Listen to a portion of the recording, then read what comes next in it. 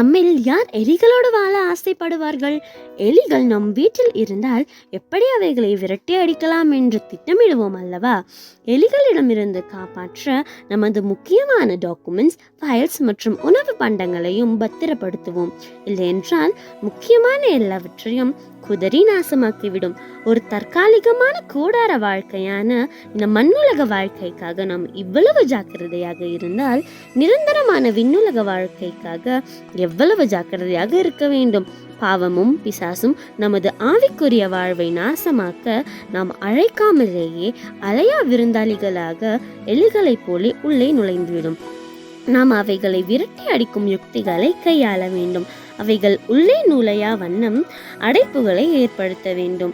இரக்கமின்றி அவைகளை விரட்டி அடிக்கவும் முற்பட வேண்டும். நமது விலையேற பெற்ற ஆவிக்குரிய பொக்கிஷங்களை பாதுகாத்து பத்திரப்படுத்த வேண்டும். ஜெபிக்கவும் வேதம் வாசிக்கவும் ஆவியில் அனலாய் இருப்பதும் மிகவும் முக்கியம்.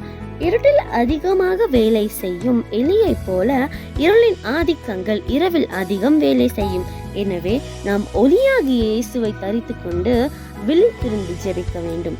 நிச்சயம் வெற்றி கிடைக்கும். God bless you.